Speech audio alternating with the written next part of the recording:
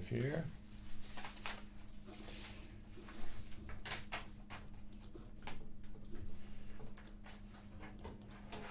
All right, so we're doing a quiz today over the 7 steps. Right. And we're going to start right on it. I'm going to label the steps A, B, C, D, E, F, G. Okay. Instead of 1, 2, 3, 4, 5, 6, 7. And I'm writing it out in your lesson tracker so you'll see comments, and I'll be typing, so hope it doesn't bother you. But I'm just typing for the points, and the first 6 steps are 14 points each, and the scale is 16 points, so it equals to 100 points. All right, so if you're all in tune and want to start, Genesis said each section, like the title of each section as she played it. Right. And feel free to do that too, because sometimes that helps just for your routine, like just to remember what you're supposed to do, etc. And that's fine. Okay. So why don't you go ahead and start? Okay. So first things first is the bow on the bridge, and then smoothly going from string to string on the bridge. Mm-hmm. I'm watching from the camera, so thank Then you. you take that and you put it on the strings themselves. Okay. And then make sure that your arm is, correct. Yeah. Can you play across the strings?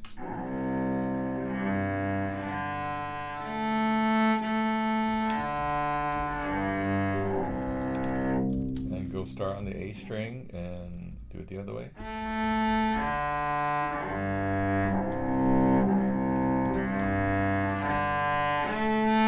Thank you. Wouldn't you do it from the tip as well? Well, if by starting on the A string, it covers both sides. Okay. From there, Pitt's bow. So. And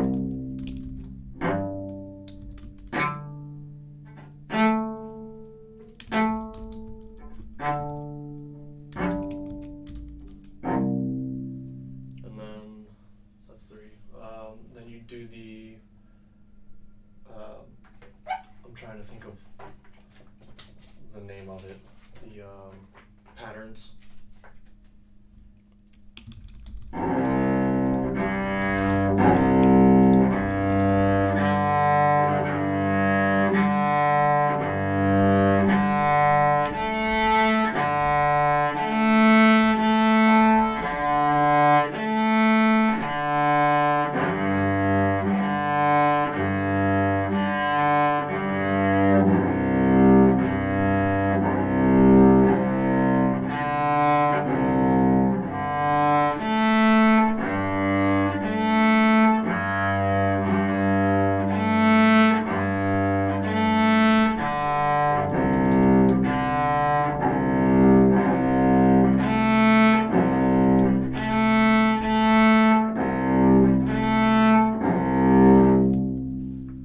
Next one.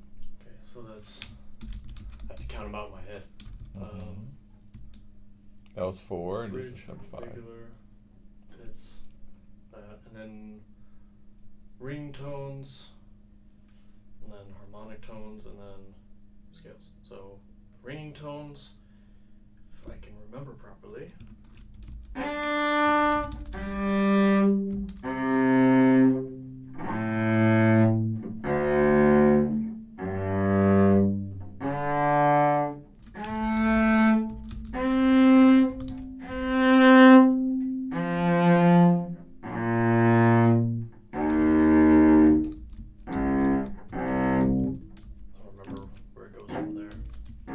Okay, it's fine. And then the harmonics? And then harmonics. So.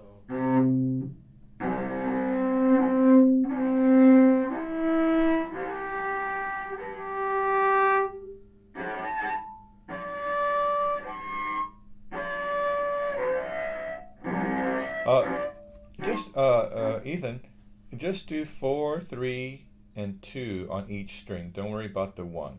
Okay. You did the 4, 3, 2 fine. Just do that, but on each string. Just 3 harmonics, 4, 3, 2 on each string. Okay. Try it again.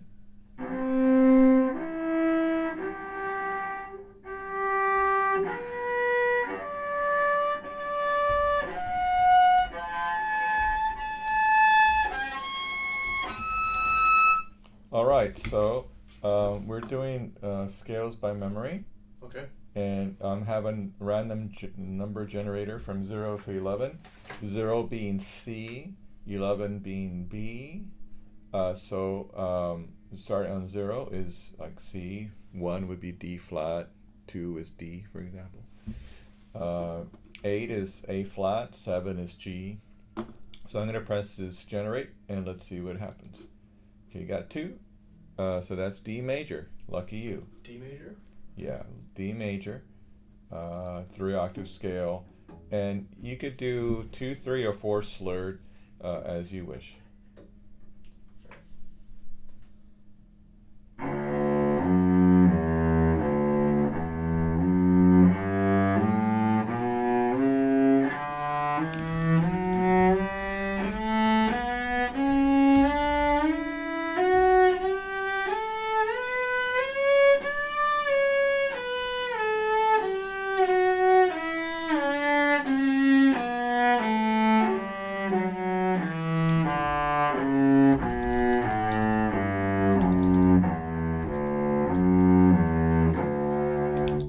Okay, total points I'll give you here. So, I don't trust my math. We're music majors, not math majors.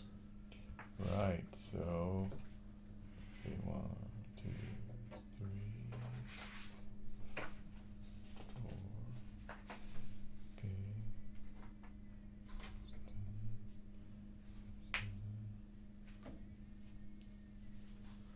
I did also bring the sonata today. Good.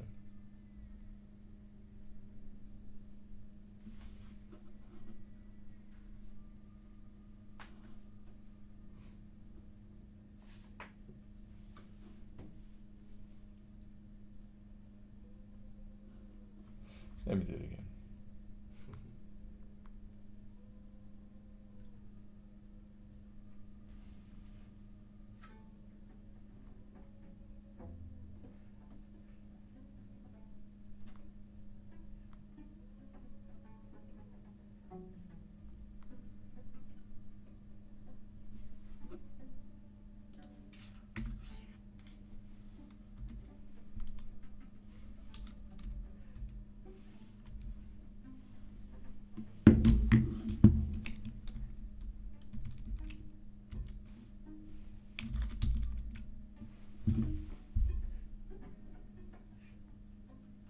Okay. So, first part was good. Second part's good, but you forgot to move your bow. I gave you some ideas there. Pizzicato bows are good. Those are all full 14 points. String crossings were good, but you used the music, if I'm not mistaken. Yes, you were correct. So that's -7, so you get half points for that. Okay. Harmonics were fine. Ringing tones, harmonics are before ringing tones, but you played them correctly. Okay. But in the end, it doesn't matter. But it's kind of nice to do ringing tones before your scale, so you kind of have a culmination of the technique right before the scale. Ringing tones were okay, but we didn't do your middle C's, Correct. which that's a thing that we did in studio class. D major, you did nice, but you got 14 out of 16. Intonation needs to improve. Yes. So I believe that comes to 87 points when I 14 plus 14 plus 14 is 42, plus 7 plus 14 plus ringing tones, no middle C, is 10, and then 14 for the last one is 87. Okay, so we got that done. So let's continue. So why don't let's do something. Let's play on a different scale, and let's see if we can do this by memory. This is just for fun here, as much as scales can be fun. So let's press let's press this generate button. 7. So that is F sharp, I think. So 0 is C, and then D was 2. So then E flat is 3, and E 4, F sharp. No, 7 is a G. Sorry. Okay. Get another easy one. Yeah. I'm fine. It's your lucky day. You should go bet on something. I'd rather not lose money. Right.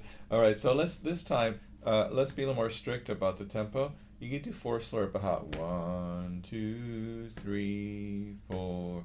Nice and steady.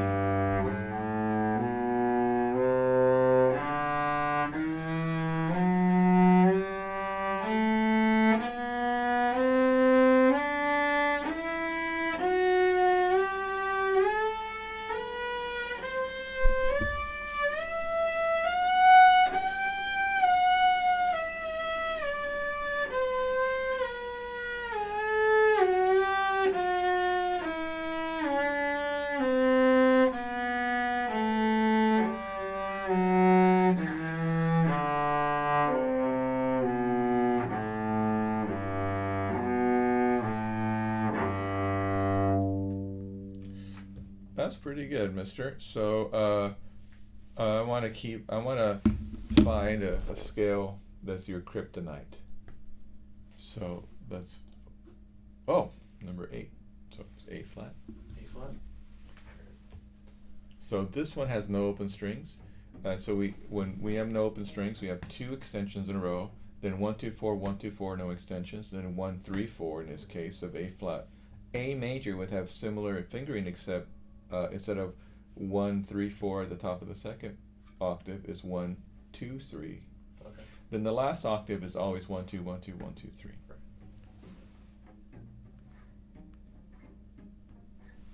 Okay. So I just sent a message to Mr. Dr. Sestata. So start A flat, and you have 2 extensions in a row on the G string.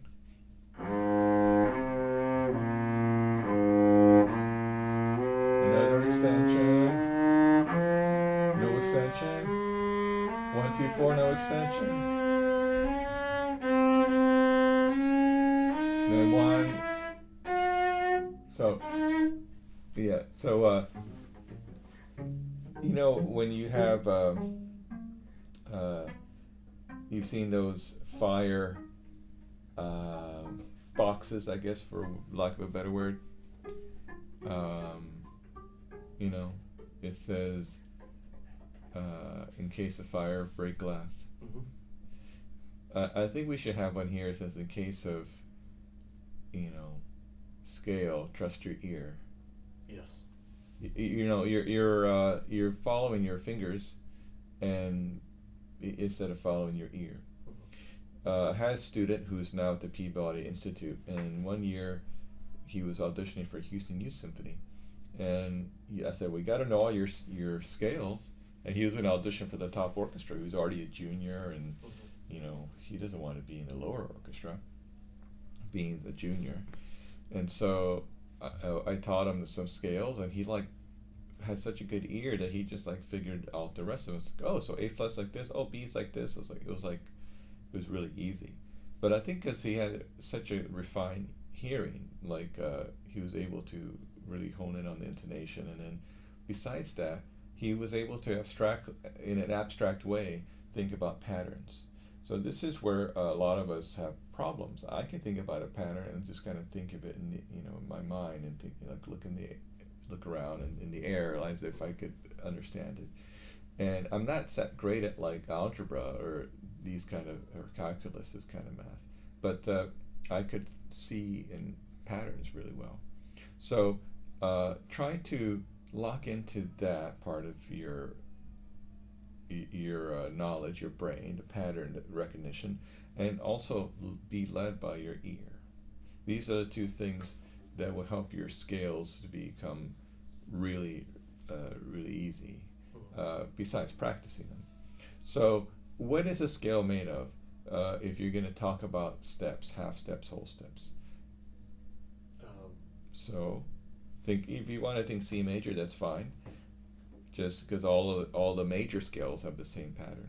And then of course all the melodic minor scales have the same pattern too. So be, for the major at least, be whole, whole, half, whole, whole, whole, half. Right, that's it. So when we have whole steps and half steps, that translates into what I like to call cello gang signs. Mm-hmm. So we have, have this one, and this one again, then we have this one, and this one, and then this one. And then 1, 2, 1, 2, 1, 2, 3. Right? 1, 2, 3. Cello gang sign. So, but you're not from Atascocita, so you have less gangs than No, Kingwood. I'm in Kingwood. You They just have more drugs than Kingwood. Yeah, they just go smoke weed in the bathrooms, that's it. Yeah. So you trade gangs for drugs. Pretty much. So the point though is, see how I can remember these Mm-hmm. signs. So let's try it again, and follow your instincts. 1, ready, and.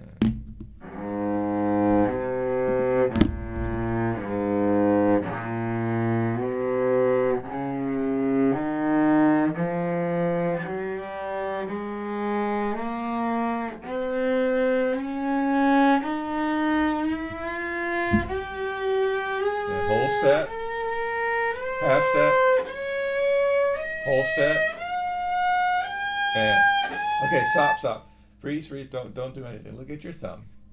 Weird. So you have some tension there. The thumb should be most of the time a whole step behind first finger. Most of the time, like 98% of the time, an octave behind on the string below, octave behind the third finger. So, and also behind on the same string, a perfect fourth. So play thumb 1, 2, 3. So it's a lot of tune, but a little play. So play a harmonic. Now find A flat from there. Okay. Now play that to E flat, F, G.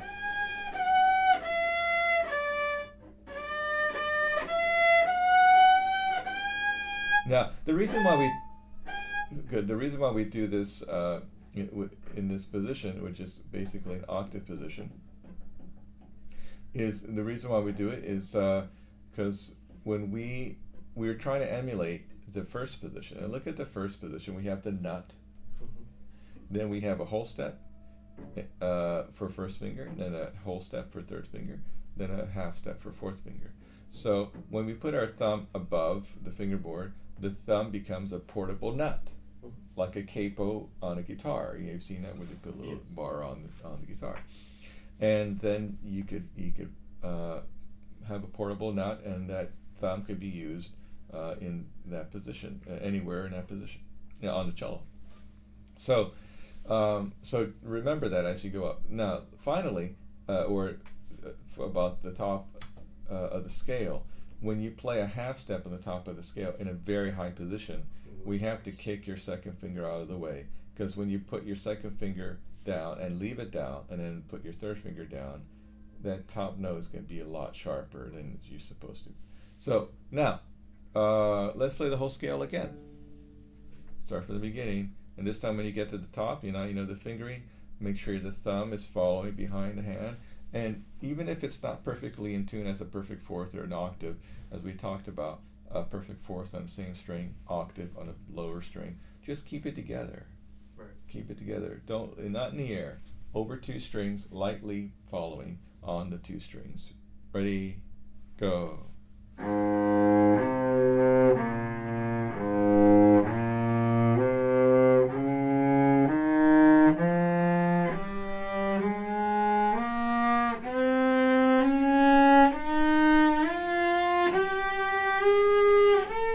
Thumb.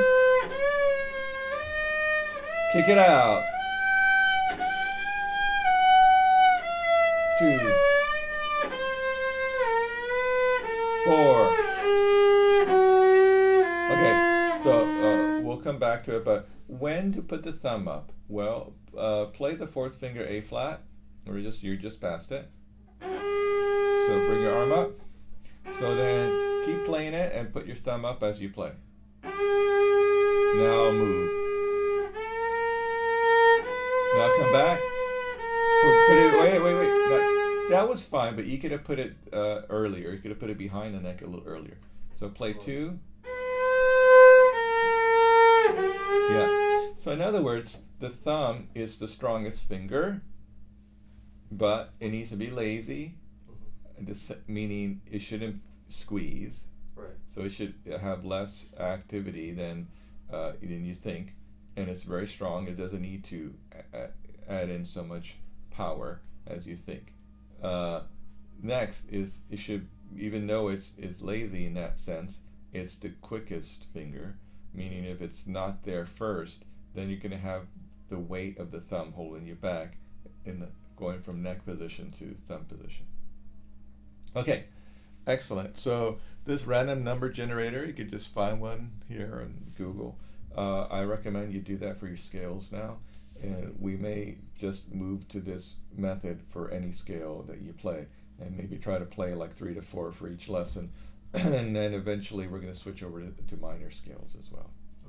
Okay.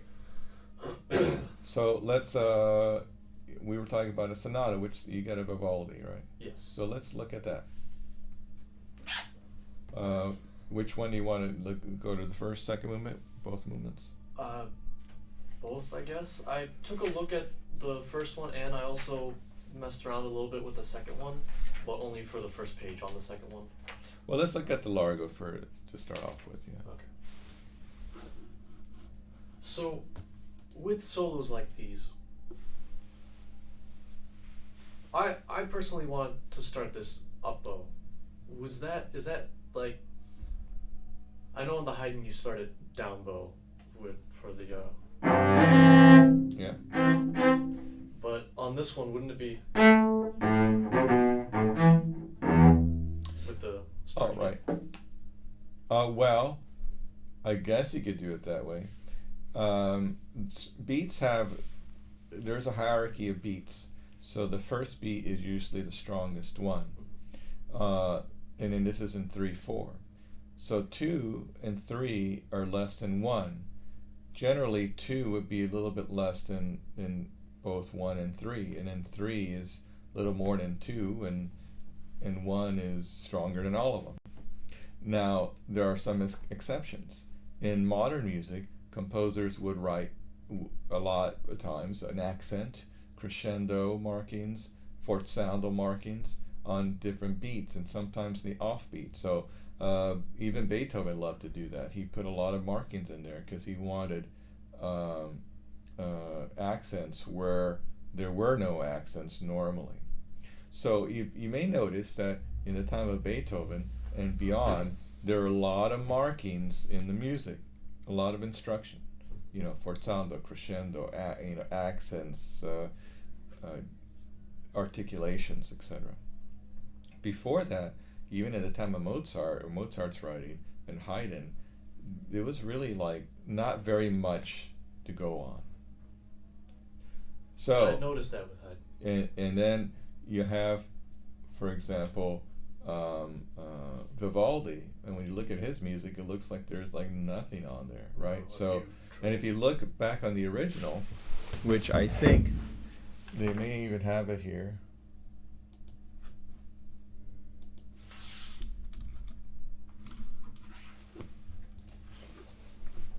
Here's a manuscript. Look. So this is the first one. I can't see that from here.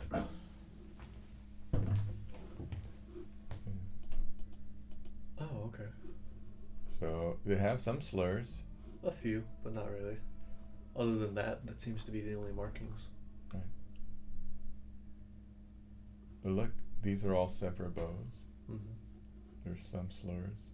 So when it has like fast notes like this, it looks like they're slurred. All right.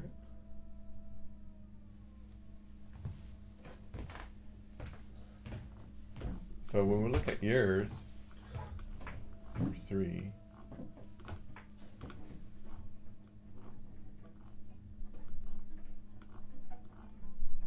see, here's yours. Look. So there's still not a whole lot of markings, hardly at Yeah. all. There's some trills and things, but that's about it. Here are some slurs. Now, more importantly, what does it tell us?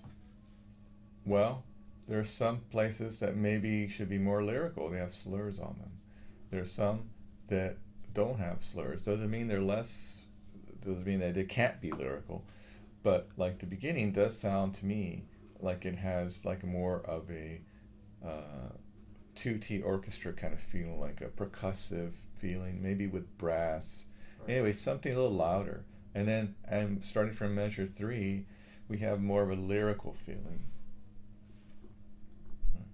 And then over here we have only a few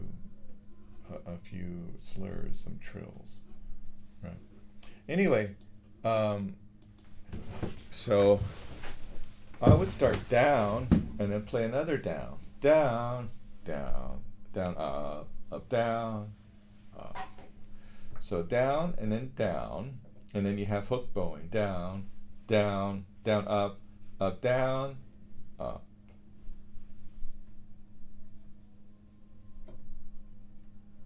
Okay. Let's try that.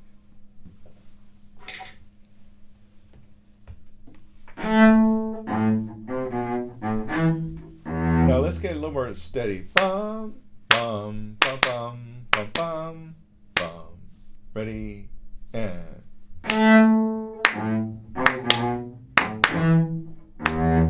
Now the second measure, generally what we want is the strong beat, strong, less. Right.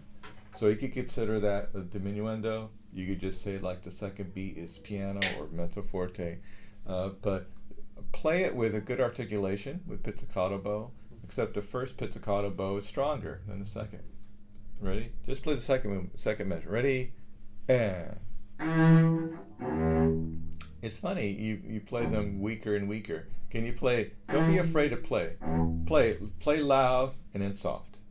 Now you play more weight, so maybe you need more bow speed. Can you try? I like that weight, but maybe you need to add bow speed. Even more bow speed. Now play the beginning. Ready? Go.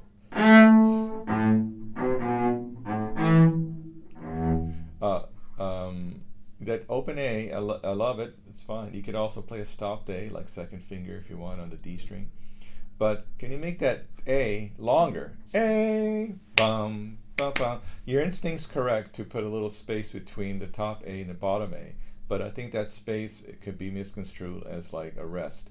So make it longer. And you know, when you let go of the bow and retake, the string keeps ringing.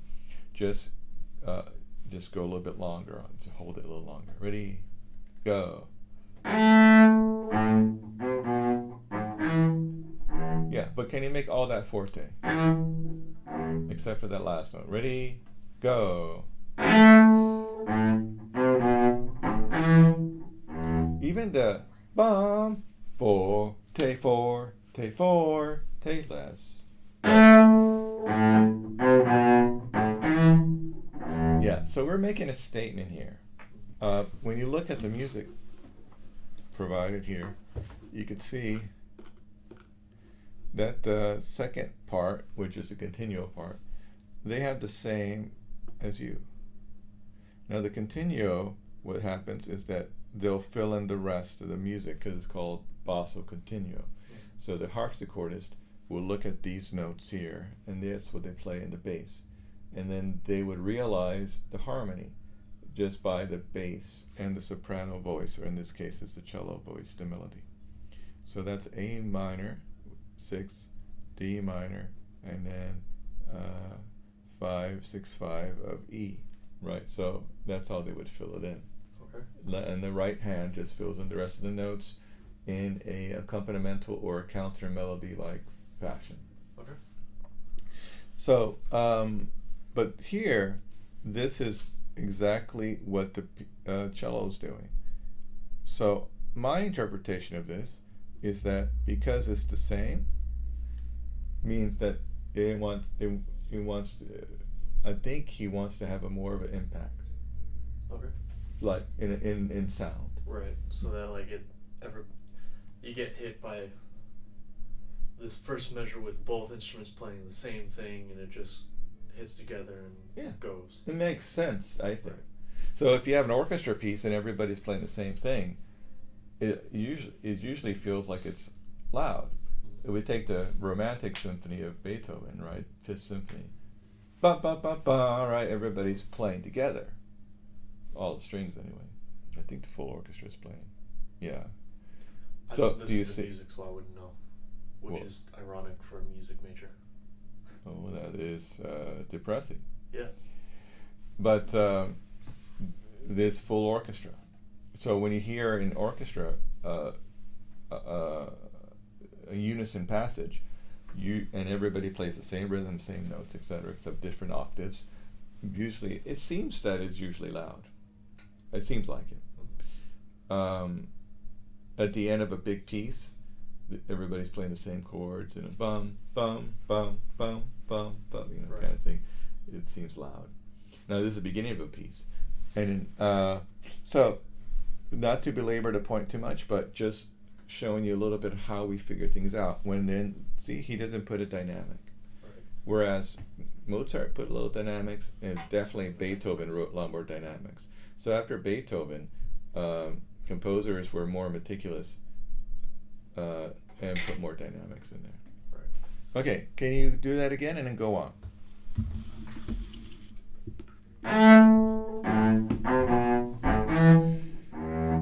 Steady one, bum, ba, bum, bum, bum, ba, bum, ba, bee.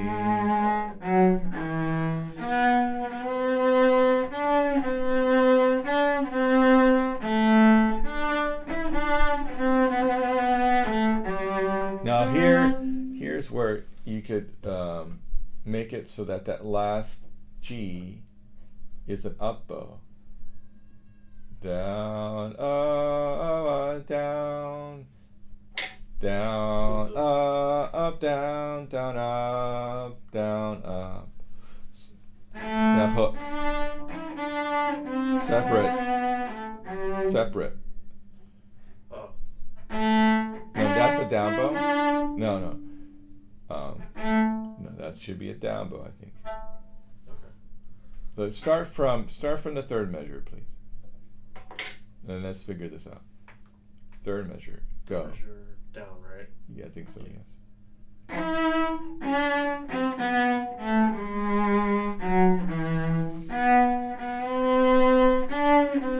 Now down, up, down, separate. Yes, that's the bowing I was thinking about. Now the next thing is down, down, down, up, down, up. Just like the first two measures, these measures here have a similar bowing. So the 7 and 8 are the same as 1 and 2.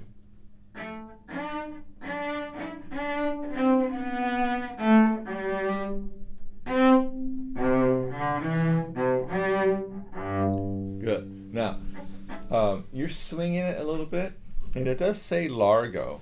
So if it was says something like andantino or something like that, maybe we could go a little faster and swing it. But maybe it's too fast now. Okay. So now, moving on, can we move on to that, the D, it goes to the tenor clef. Right. D, da.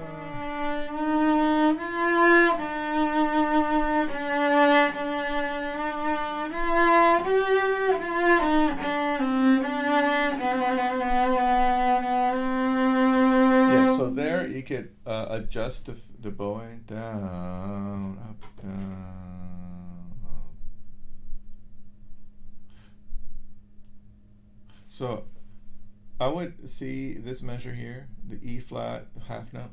Mm-hmm. Slur that to the next note. And then the next measure is up with a slur, and then the third beat's a down bow.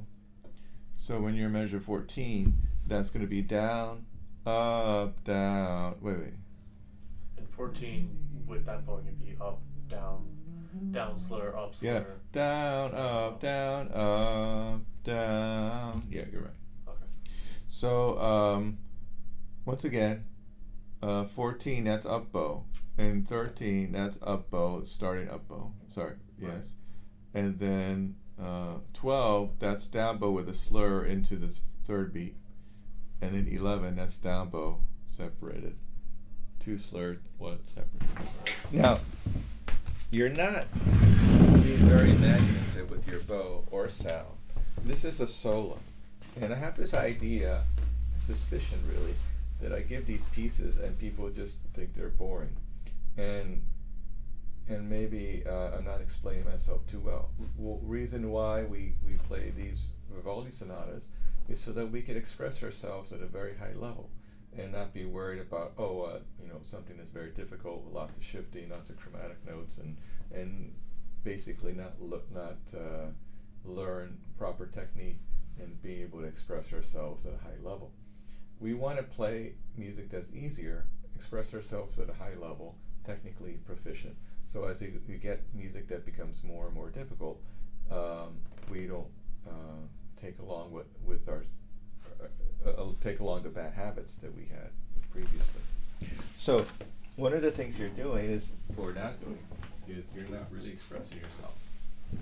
So I usually don't express myself until I guess truly know it. Like when I'm first learning it, I usually try not to, because it's that's wrong. It's like almost a waste. So my opinion is that you should do it right from the beginning. And how do you do that? Well, I hope that I've been explaining it.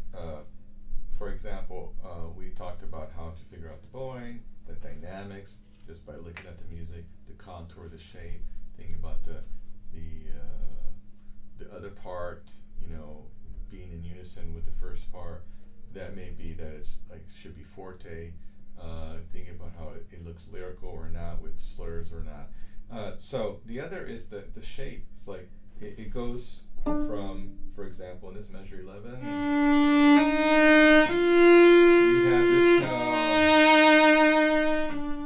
that's an appoggiatura, and if you look at the bass part, which is over there, we have. So what's that's called? That's called a dissonance. Right. And so a dissonance probably has more stress on it, or a highlight. We highlight that. So we do more bowing, speed, maybe a little bit more vibrato just on that note. Right.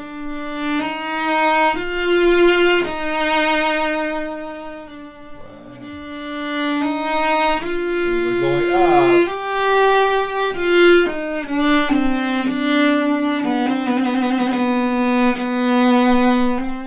Then we have a trill, and when we have a trill, it's to ornament a note.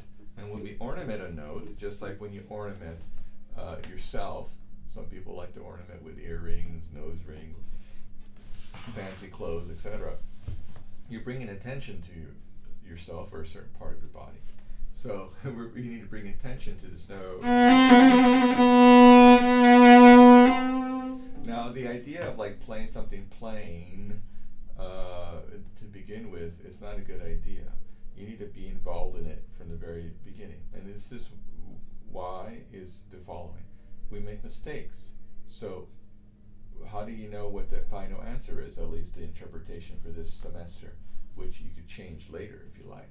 But at least when we think about the interpretation for now, for your performance, we need to start early, because this cycle of decisions, I guess you could call it, it goes through many cycles, and if you're like in December deciding the music, it's way too late. So you need to look at it, make an instinctive judgment, and then edit. So that's for jury, right? Yeah. A jury is like a solo and ensemble event, except you get graded, and only the string faculty is listening to you. So is my jury in November? No, it's December 7th or something like that. Okay, so mine's in December, right? Usually juries are the week of finals. Okay. So, and I think the week of finals is like this December 6th or 7th. Yeah, somewhere around And there. I think this year we may be on a Tuesday. I think it's the Okay. Tuesday. I think violins and violas are went Monday, and then we're on Tuesday. All right. Not really concerned. Okay. I just hadn't had like a proper confirmation on when mine was, or. Well, what happens? I'll explain what happens because you're new. Dr. Pinnell will put a sign-up sheet either on his door or on the orchestra board. It's usually over there in front of the piano lab. And in the past, though, he's been putting it on his door, and so it'll have times and it'll specify which dates are for which instruments. And so I believe Tuesdays for us this semester and Monday next semester. And so you just find your spot. You need to have a pianist to play with you, Okay. and then which is just a Vivaldi, and then of course coordinate with your pianist for rehearsals, and then ask the pianist if they can make that time for your jury, and just ask them, are you available 9, 10, 11, whatever. They're 10-minute slots, and just sign up for the most convenient time that is convenient for everybody involved. Right. And finally, when you do sign up, I'm trying to think.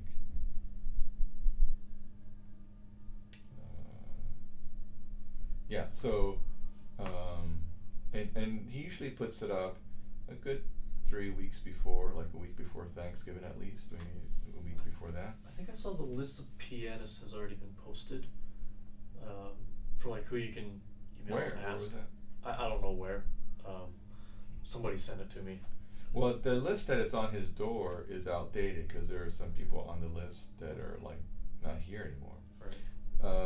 Dr. Fleming, if you see that name, Fleming, Yeah. like the restaurant Fleming's, he would be a good one to ask. Okay. If he's still around. I haven't seen him this semester, but Dr. Fleming is really nice, and he's an excellent person to work with. All right. So anyway, the point is, experiment, even if it's wrong, because it takes time. There's another thought I have. Some people say, especially when I was growing up, they were saying things like, oh, you don't understand Bach until you get older, and then you know how to play Bach, like the suites by Bach. And I always was like, whatever, But now I think, yeah, they're right. But if they're right, then we should start earlier. Right. So then you can understand it earlier. And get a head start. Right. And so in this case, that's kind of a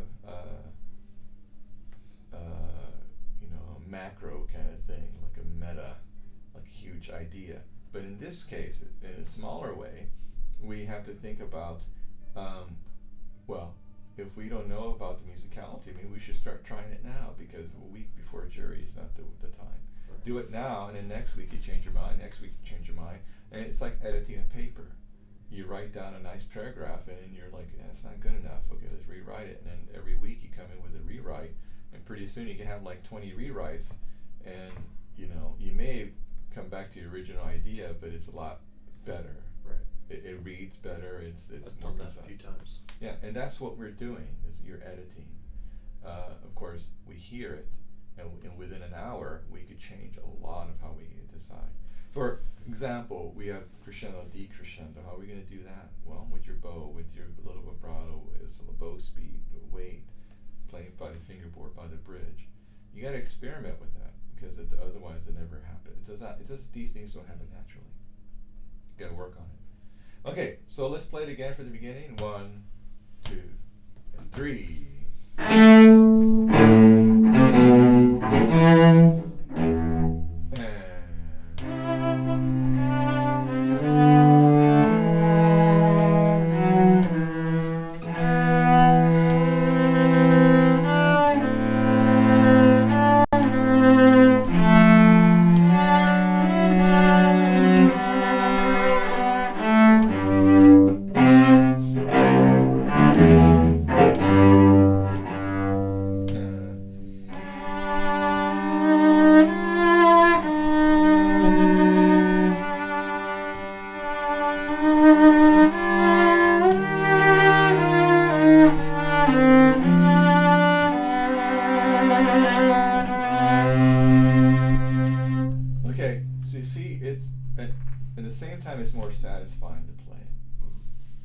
correct? Is it your final draft? Is your final? No. Absolutely not. But you have to experiment with it, because what happens is like, ooh, I'm tight there. Ooh, that's not in tune. Oh, that bowing is wrong. Right. You know, and you have to experiment. There was a famous teacher named Paul Tortelier, and he says something funny in his video. You can see him online. That how do you? And I guess it's a French saying, because he said it in English, but it's kind of has a funny translation. He said, "How do you know what good food tastes like if you haven't tasted bad food?" And it's just a way of saying, like, you need to experiment. You need to try things out, and then you know what good taste is. Right? Sometimes you hear it and you think that's great because you're attracted to how someone's playing, and then later with time you change your mind. I've You grow actually up. heard some stuff. I've listened to a few different people playing, just general people that posted it on YouTube, and they put a lot of embellishments in it. Well, yes, because there is a tradition of, especially in the music of Vivaldi, Corelli, Italian composers, that they do embellish a lot. You just follow the embellishments that are on there, and that's fine. No, I mean they added in like way more than what was. Right, I understand. I just play what's on there. Okay. 'Cause Now, I was listening to that going, there's so much, it just sounds dirty. Like I can't follow along with it properly. yeah, just follow what's in there and play it as beautifully as you can. Now, let's do it again. There are a couple of little problems that we encounter, like when we have two slurred quarter notes and one quarter note. Be careful that one quarter note isn't bumped, for example. Right. So think about the whole passage. We have two measures, and that up bow is part of that two measures. So if it's bumped, then you're highlighting it in the wrong way. So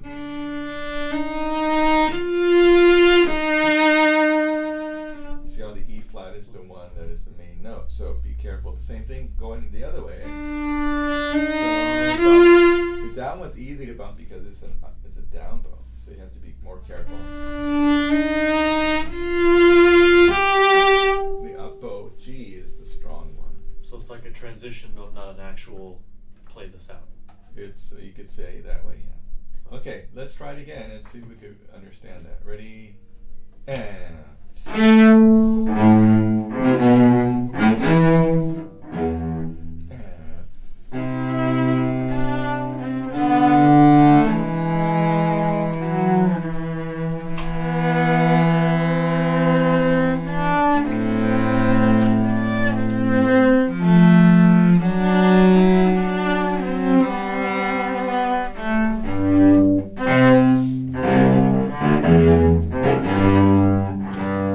watch your bowing.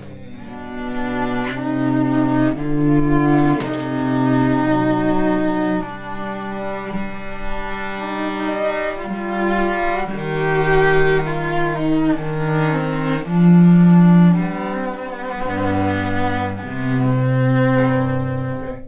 All right. So for next time, I want you to think about. I want you to complete the first movement and the second movement. Okay. So the bow, and like I told Genesis, we have freedom to add an extra up bow or down bow whenever it makes the bow inconvenient. So, for example, when we look at the second movement, do you have it there? Yes, it's fine. First page.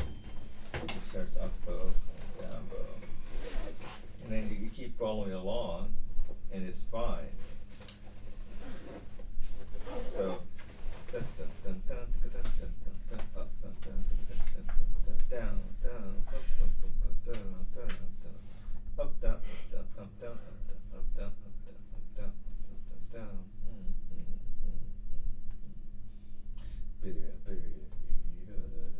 Up, up. See, that's where you can modify it so that now you're in a good position like before. You understand? Mm-hmm. So if you find that there's another place like this, you can modify it. See, boom, boom,